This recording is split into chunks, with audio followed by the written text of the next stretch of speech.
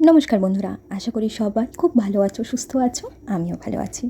অনেক দিন পর তোমাদের সাথে আমি একটা কেকের ভিডিও শেয়ার করছি। আজকে যে কেকের ভিডিওটা তোমাদের সাথে শেয়ার করছি সেটা একটা এঙ্গেজমেন্ট থিমের কেক। তাহলে চলো বেশি কথা না বলে কেকটা আমি কিভাবে ডেকোরেট করলাম সেটা তোমাদের সঙ্গে শেয়ার করি। এখানে কেকটাকে আমি আইসিং করে ফ্রিজের মধ্যে ভালো করে সেট করতে রেখে দিয়েছিলাম। তারপর সেটাকে বার করে ক্রিমের মধ্যে খানিকটা রেড কালার মিশিয়ে আমি কেকের নিচটা ভালো করে কালার করে দিয়েছিলাম যাতে একটু দেখতে ভালো লাগে। তারপর কেকের উপরে ব্রাশ দিয়ে, মানে যেটা সিলিকনের যে ব্রাশটা হয় সেটা দিয়ে ডিজাইন মতন করে দিয়েছিলাম। আর কিছু পিঙ্ক কালার আর গোল্ডেন কালারের ফক্স বল দিয়ে দুপাশে দিয়েছিলাম।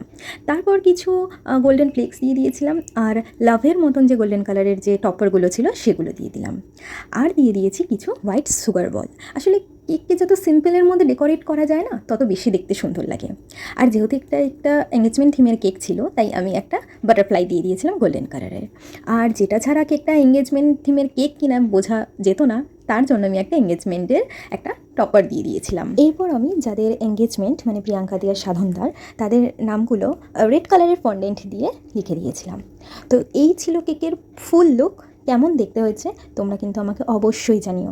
আর যারা যারা তোমরা তোমাদের কোনো বিশেষ অনুষ্ঠানে আমার কাছ থেকে কেক নিতে চাইছো, তারা কিন্তু অবশ্যই আমার সাথে যোগাযোগ করো। স্ক্রিনে কিন্তু আমি আমার নাম্বারটা মেনশন করে দিয়েছি। সবাই অনেক অনেক ভালো থেকো, সুস্থ থেকো, সাবধানে থেকো। দেখা হবে অন্য ভিডিওতে। সবাইকে টাটা।